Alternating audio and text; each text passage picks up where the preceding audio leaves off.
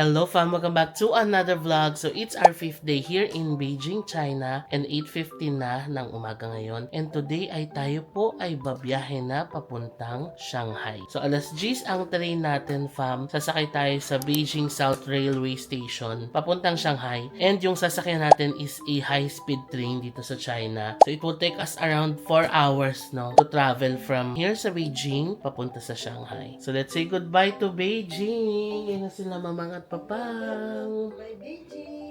So aga namin nag-breakfast kanina, 6:30 nakapag-breakfast na kami. Tapos umakyat dito, nagpahinga, nag-freshen up. And ngayon 8:15 ready na tayong mag-check out kasi plano namin 8:30 sakay na tayo ng taxi papunta dun sa train station para around 9 AM nandun na tayo sa train station. 1 hour before our train ride nandun na tayo sa station, no? So tara fam, samahan nyo kami and ngayon ipapakita ko sa inyo how to travel from Beijing to Shanghai via the high-speed train. Okay, naka-check out na tayo fam. Ganun lang kabilis mag-check out dito.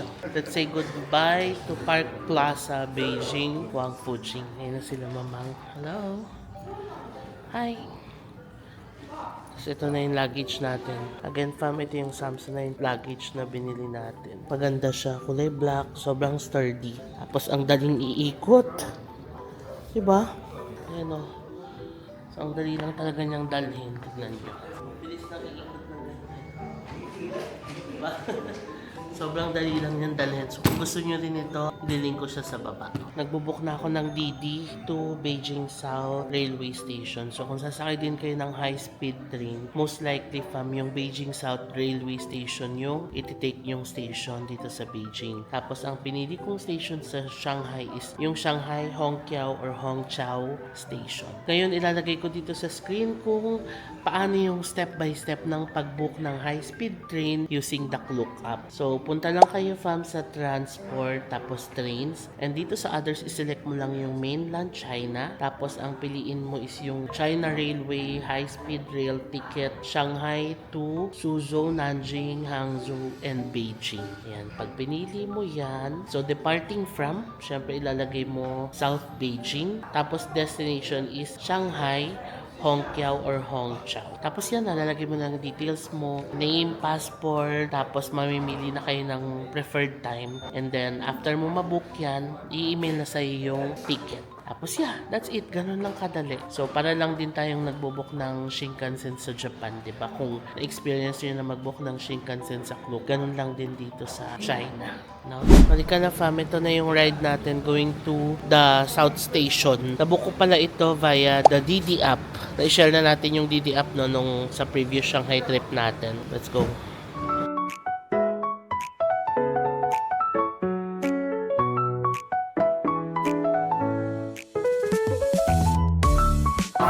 Okay, train station na tayo fam. Ang laki ng train station. Parang airport. Wow. Yung tignan nyo oh.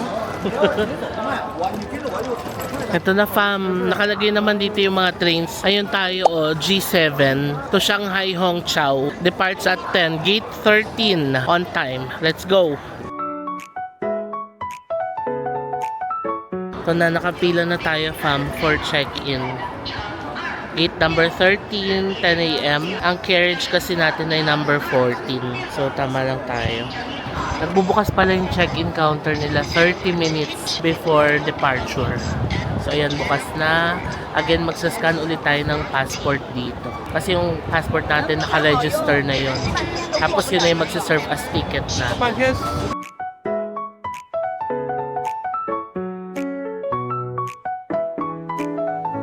Okay, ready to board the high-speed train. Hello!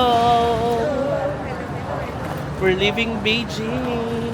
Ito fam, carriage number 14 tayo.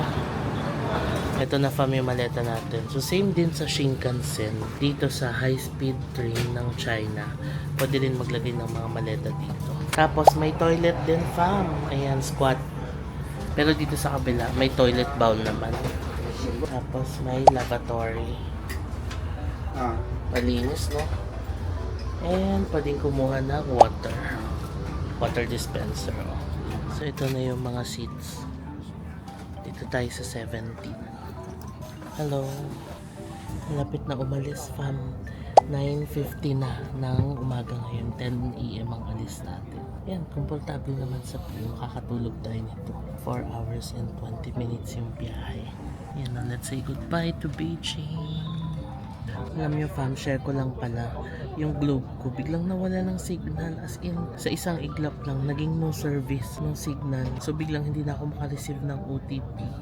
First time nangyari sa akin to, like ever. Tapos, kung kailan naman nakasubscribe ako sa roaming, saka siya nag-no service. Kasi nag-subscribe ako sa roaming para may pang backup na internet pa.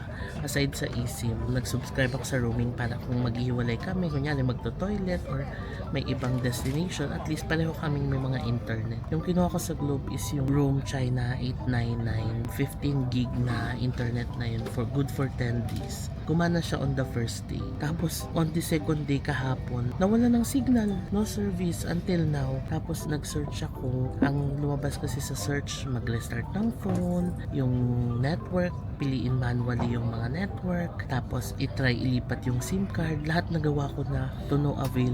No service pa rin. Nilipat ko na yung SIM card sa isa kong phone, wala pa din. Tapos nag-try na ako mag-reach out sa Globe sa Messenger. Pero same lang din yung sinuggest nila na i-manually palitan yung local network. Tapos try mag-restart ng phone, ilipat yung SIM. Wala. Kaya ngayon I'm left with no choice. Hindi ko magagamit yung roaming. Nanginayang ako kasi 899 din yun. Tapos 15 gig, good for 10 days. Okay na sana yun makover yung buong trip namin sa China. Kaso yun nga, biglang nawala ng signal. As in, no service talaga siya from. Ayan o, tignan nyo. Yung pangalawa. Kita nyo. No service. So yun lang. Ano kaya nangyari, no? Share nyo naman kung na-experience nyo na to. Tapos, paano nyo siya na troubleshoot. Para ma-share din natin sa ibang fam. Kung sakaling mangyari sa kanila to, alam nila rin kung paano ito troubleshoot. Pero ako, magta-try pa rin ako mag-reach out sa Globe. Medyo nahirapan ako sa messenger nila kasi may nakausap na akong agent. Tapos, nag-send nga siya nung ganong instructions. Tapos, biglang nawala na rin na parang sinabi na try these steps. Tapos, magiging okay yan. Tapos, do you need help? Parang ganon. Tapos yun na, natapos na. Pero nag-chat ulit ako na sabi ko, I need help because hindi pa rin siya gumana.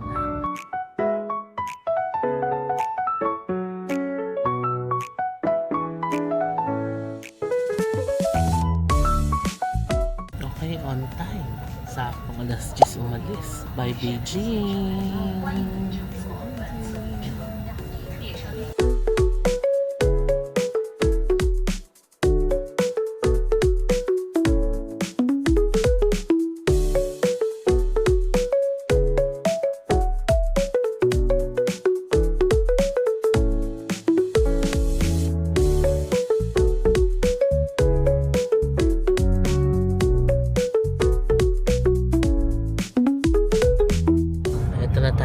Again, ang gamit ko pala dito ay Apple Maps. Mas accurate siya dito kaysa sa Google Maps. So, ayan ang Beijing. Pababa tayo ng Shanghai. Sinerch ko pala sa Google Fam, ang distance pala ng Beijing and Shanghai ay nasa approximately 1,200 kilometers. Kung i-compare natin siya sa Pilipinas, para siyang Manila to Mindanao. Kung i-compare din naman natin siya sa Japan, para siyang Tokyo to Fukuoka or lagpas pa. Ganun kalayo, no? Galing. Kasi sobrang laki pala ng China. Nakita natin sa map kanina, di ba? Ang layo din ng Beijing to Shanghai. Pero itong Beijing and Shanghai, ilan lang to sa parte ng China, di ba? Malaki pa siya talaga. So there's so much to explore pa. But anyway, yun ang distance niya. Para ma-imagine natin lahat, gaano kalayo yung babiyahin natin ngayon using the high-speed train ng China.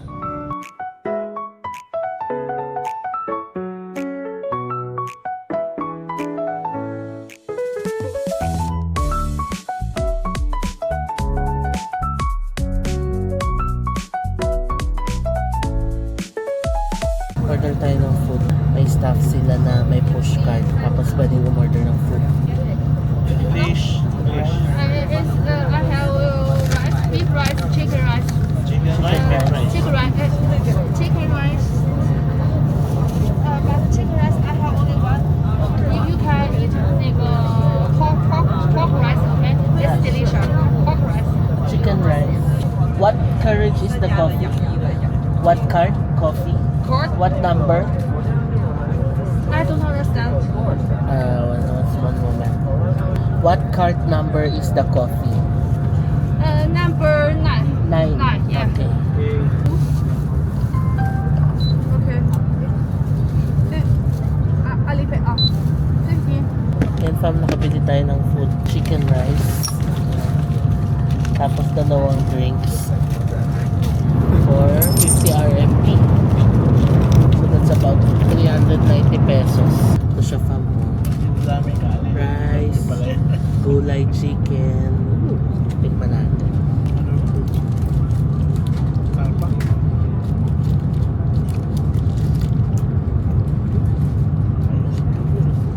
Sarap ng chicken.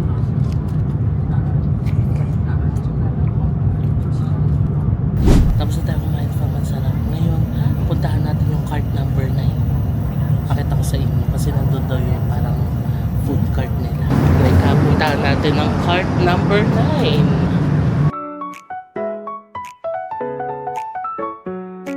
Okay, ito pala siya fam, ang cart number 9. So dito rin pwedeng bumili ng mga hot meals. Tapos mga drinks.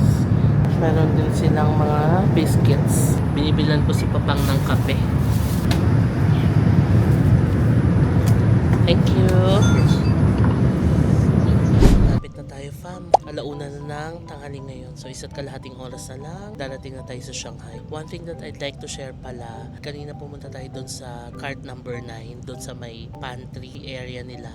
Hindi sila nag-accept ng credit card. Even kanina nung bumili tayo ng food, diba? Credit cards are not accepted. So, kailangan fam cash or Alipay. So, maganda talaga, no? Bago kayo pumunta dito ng China, prepare niyo yung GCash ninyo. Tapos, i-update siguro ninyo yung mga GCash app ninyo. Tapos, make sure nyo na may Alipay siya. Kasi, sobrang useful nung Alipay dito.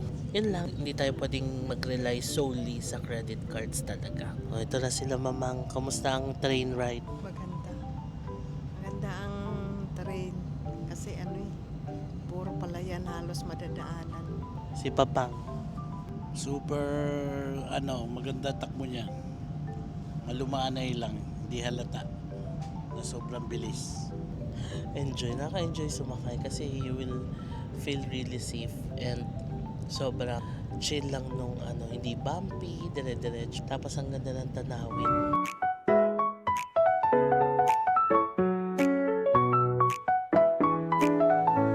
Okay, we're here in Shanghai. After a 4 hours and 30 minutes na train ride, nakarating na tayo sa Shanghai Hongqiao Railway Station. Punta daw muna tayo sa dulo kasi papapicture sila mamang at papang dito sa high-speed train nila. Wala siya fam, Shanghai Hongqiao Railway Station. Halika na, labas na tayo.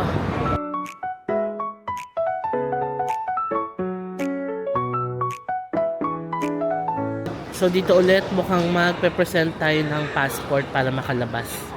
Kasi yun yung parang pinaka-ticket natin, di ba? Na si Papang na. Ay, bilis ah.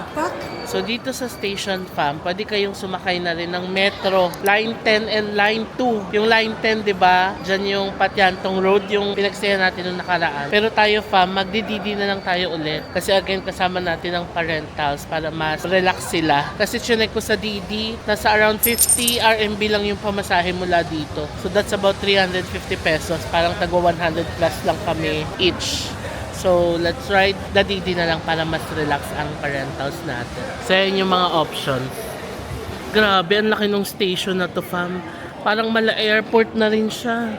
Ayan, ang daming mga kainan. May convenience stores na rin. Ayan na sila. Sige, punta tayo sa P9 kasi doon yung mga ride-hailing pick-ups. Dito na kami sa pick-up location ng DD sa first floor. Ayan o, may mga logo ng DD sa upuan. Tapos, ayan sa mga gilid, kulay orange. So, for DD talaga itong area na ito. Hintayin na lang natin yung binook natin na DD ride. Okay, here's our ride. Let's go. Fam, yung station pala ng Shanghai Hongqiao. Katabi lang siya ng airport. Ayun.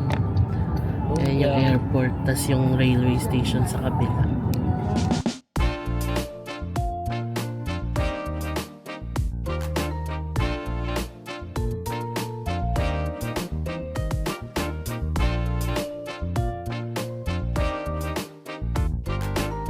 Fam, ito na yung hotel natin nakaraan, remember. Ayan. Ang G Hotel Tiantong Road. Diba, nadaanan natin siya.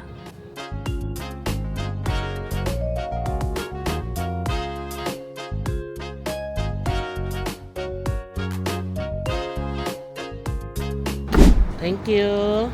Okay, fam, we're here. Sa Nanjing Road, we're back. Actually, this is Jiujiang Road. Sa kabila lang yung Nanjing Road. As in, katabi lang natin. Sa hotel natin, fam, ay G Hotel ulit. The same hotel chain na pinagstayan natin nakaraan. But this time, itong branch na malapit sa Nanjing Road. Let's go.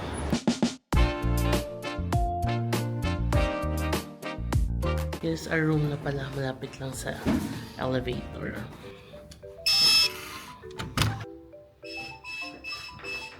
Hello! Welcome to Shanghai! Shanghai!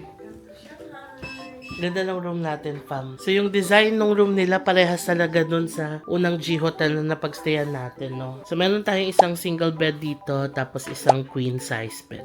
O, diba? Tapos, ito yung mga outlets nila, updated. Okay, so parang universal na rin. And then, merong USB port. May Type-C din na USB port. Diba? Updated sila. Tapos, ang laki ng TV. Look at the TV. And then, meron din tayong tea area dito. Tapos, I guess yung bathroom same, no? Oh, yeah. Parang mas, mas updated. Here's the toilet. Okay. Malinis. And here is the shower area. Malinis din. Tapos, nasa labas yung lavatory. Ayan, oh. May hair dryer din. Tapos, dito tayo magsabit ng mga damit. So, ang pangalan ng hotel natin ngayon, fam, ay G Hotel Shanghai The Bund, Jiujiang Road. And nabuko ito, fam, for 8,460 pesos per night. Tatlo na kami doon. Although, hindi na ako nag-avail ng breakfast para maiba naman. Kasi doon sa previous hotel natin sa Beijing, nag-avail tayo ng breakfast, diba? Dito, hindi na ako nag-avail para maiba naman yung set of breakfast natin, no? And yeah, kung magbubook kayo, fam, ng mga hotels nyo sa Klook, pwede nyo i-search yung pangalan ko na JM Bankisho. And makikita nyo na yung creator shop ko. Nandiyan na lahat ng mga recommended hotels and activities ko dyan. And you can also use the codes na i-display ko sa screen upon booking para makakuha kayo ng extra discounts. So tara, fam, baba tayo. Tayo na lang ang bumili ng merienda. Kay Gikapoy ang parentals doon sa biyahe. Ano ba ito? Parang nakakatakot na yung tulog ng elevator nila. Anyway, alam nyo, fam, kahit na bumiyahe lang tayo ng tren, no, from Beijing to Shanghai, syempre nakakapagod din mo. Kaya naisip ko talaga na hindi mag-schedule ng any activity for this day para makapagpahinga ang parentals after nung biyahe natin. Although mamaya, lalabas tayo dito sa Nanjing Road, maglalakad-lakad lang tapos magdi-dinner. So ngayon, tayo na lang muna yung bumili ng merienda para makapagpahinga sila mamang sa taas. So ito lang yung hotel natin, fam. Heritage Architecture pala siya, oh, dito. Shanghai Municipal Government, issued on August 17, 2015. Anyway, tara.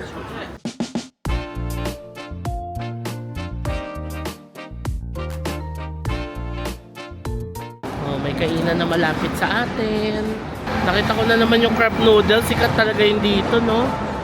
Yan pa, crab noodles ulit and hakaw. Crab noodles ulit. So, ito na siya. Ito yung Jiujiang Road. Naalala niyo yung crab noodles na kinainan natin nakaraan dyan yun, fam?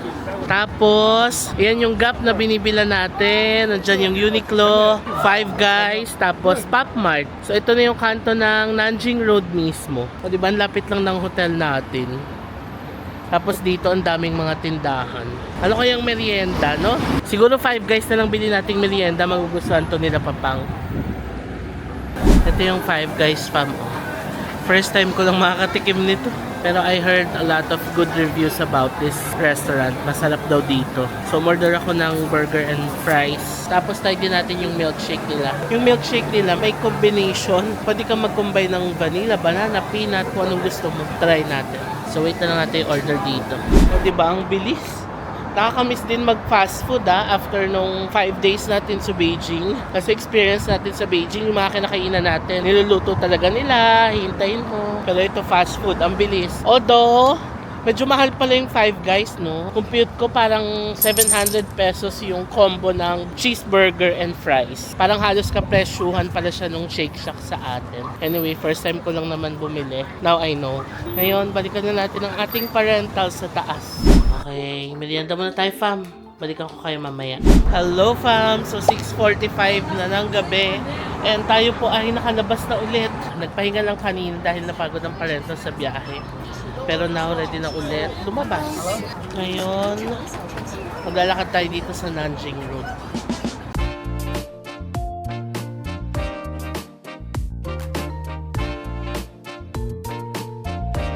And just like that, nakabalik na tayo fam sa East Nanjing Road, the best shopping street dito sa Shanghai.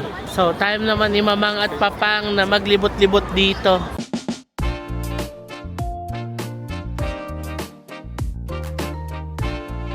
So, dito tayo sa Gap fam, nabili daw si Papang ng mga t-shirts. Ito na fam, nangumpra na. Bumili na sila. Binibilan na rin sila sis at si brother-in-law and si baby. Naka-sale siya from 199 parang papatak 119 na lang. Ayan, so bumibili sila.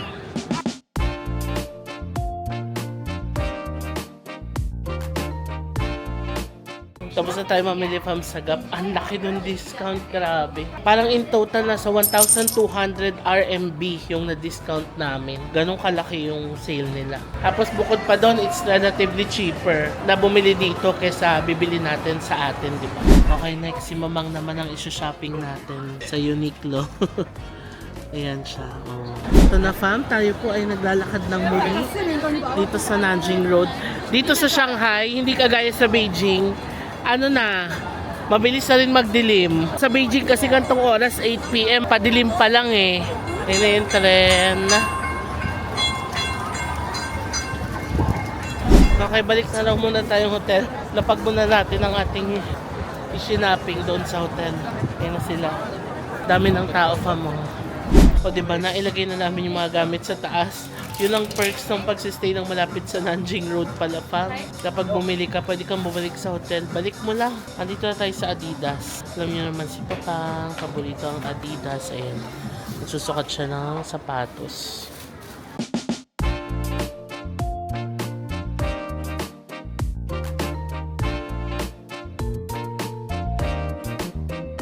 Campus pala yung name ng shoes niya, hindi pala Forum. Ito na, sapatos si Papang. Congrats! Congrats on your purchase. Tara!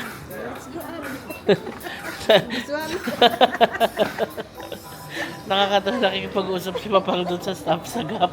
Okay, this one. Oh, it's okay, it's okay. Napapalaban si Papang sa English. Yung size, ibig sabihin. Upstairs. Sabi niya, it's okay, upstairs. Napalaban siya sa Englishan. Halika, maglalakad ulit tayo from papunta naman dun sa The Bund Promenade area. Ito na fam, makikita na ng parentals ang kagandahan ng The Bund sa personal. I'm so excited na makita nila.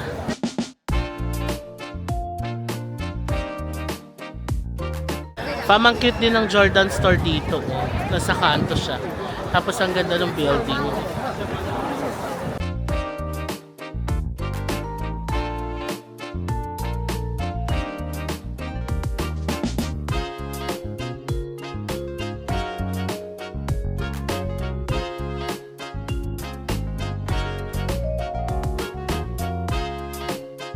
Ito na fam, ang store ng White Rabbit. Bill tayo dyan mamaya.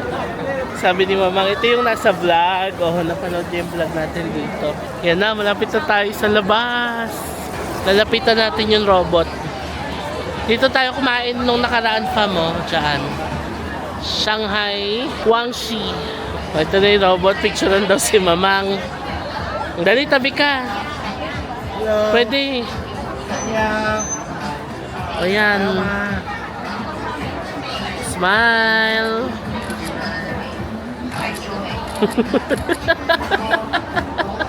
Bili daw muna tayo ng sugar cane, sabi ni Papang.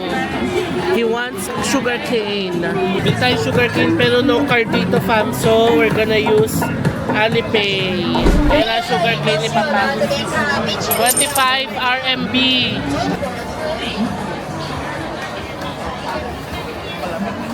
Ha? Hindi pa daw malamig. Hintayin mo. Nilagyan naman siya ng ice. Ayan na fam ang reaction nila. Oh, ganda. Ang dami ilaw. Ito yung nakikita nila, oh. Ang ganda.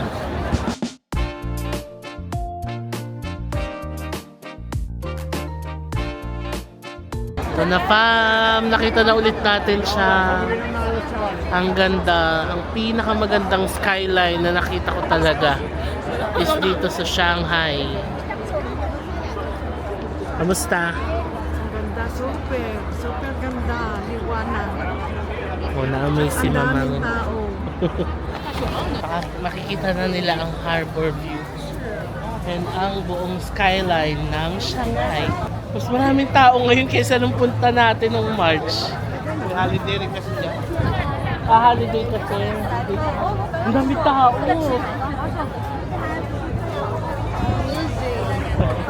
Pero ang ganda ng skyline. Ito na fam, ang ganda talaga ng Shanghai skyline. Nag-aabang kami dito sa may circle. I-picture na natin sila Mamang at Papang. Yan na, na-picture na natin sila fam. Ano, kumusta? Maganda. Ganda. Super ganda. Excited. Super ganda.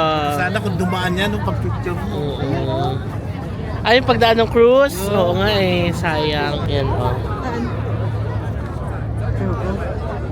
Itong ganda oh.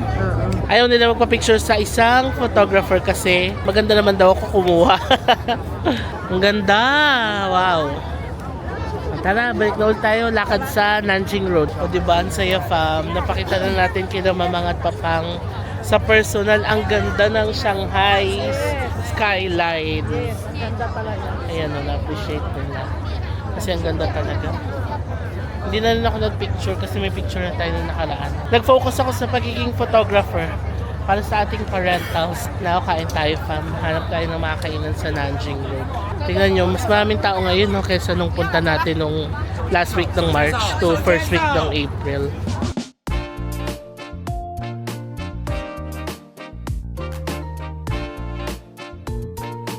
Kaya na ang mga White Rabbit. Since 1959 pa pala to.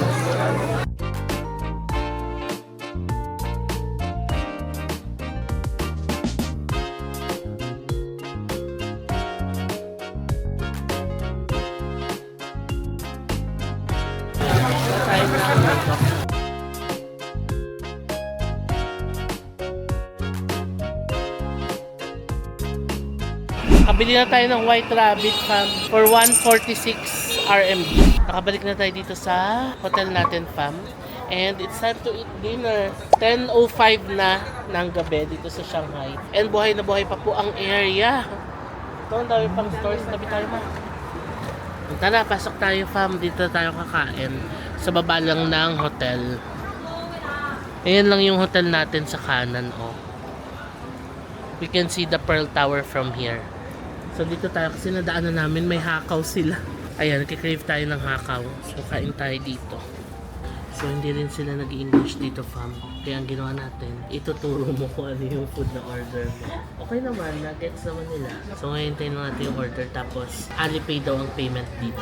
Here's our order fam. Share na lang. So we have braised pork with rice, shrimp and meat wonton, and crab dumplings in soup. Let's eat. Let's try the crab.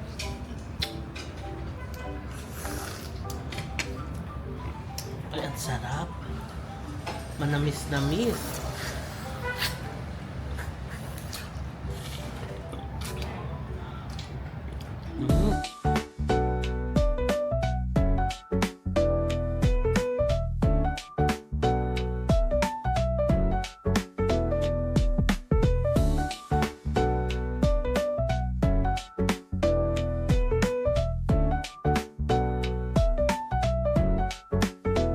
Tapos na tayo kumain fam, ang sarap. Ang sarap nung kaninang crab na xiaolongbao. Pati yung hakaw, ang sarap. And alam nyo, medyo mura dito ha. Ang binayaran ko ay 120 RMB para sa lahat na in-order namin. That's around 940 pesos para sa aming tatlo. Pwede na. O diba, nice na nasa baba lang siya ng hotel. Kasi yung napagstaya natin nakaraan from doon sa Tiantong Road. McDonald's and Starbucks yung baba, diba? Dito, ang daming mga kainan. Okay fam, nandito na tayo sa hotel. Time check, 10:50 na ng gabi. Medyo late na tayo nakabalik ngayon because nagpahinga kami kanina no, pag check-in natin. Natulog talaga kami. Tapos late na rin tayo nakalabas ng Nanjing Road. And yeah, we're in Shanghai. We're finally in Shanghai. And we're gonna stay here for 2 days only. Very short lang fam. Siningit lang namin to sa Beijing trip kasi gusto talaga makita ni na Mamang and Papang ang The Bund Promenade and kung gaano kaganda ang skyline dito sa Shanghai. Also, a little bit of shopping na rin sa Nanjing Road kasi na-inspire sila nung pumunta tayo dito tapos pinakita ko yung mga stores dito na marami kang mabibili talaga. So yun lang, maikli lang talaga yung trip na ito. So tomorrow's our last full day kasi Saturday flight na rin natin to Manila pero sa gabi pa naman. So technically meron pa tayong morning no sa Saturday. But yeah, yun lang, saglit na saglit lang tayo. So i-end ko na muna itong vlog. Bumiyahe lang tayo no, at least napakita ko sa inyo yung biyahe from Beijing to Shanghai. Tapos nakapag-explore tayo saglit ng Nanjing Road and the Bund Promenade. So happy to be back and I'm so happy na napakita ko na rin kina Mamang and Papang kung gaano kaganda ang Shanghai skyline. So for now, i-end ko na muna itong vlog fam. Sana nag-enjoy kayo sa vlog na ito as much as we did. So before ko i-end itong vlog, please follow me sa aking mga social media accounts. JM Bankisyo sa Facebook at JM Bankisyo sa Instagram and at JM Bankisyo _ sa TikTok. Kung nagustuhan nyo itong vlog na to, please pakilike nyo naman and subscribe kayo sa channel ko and hit that notification bell para ma-notify kayo every time na magkakaroon tayo ng bagong upload. Maraming salamat fam sa panonood ng vlog na to and I'll see you on my next China vlog. Bye!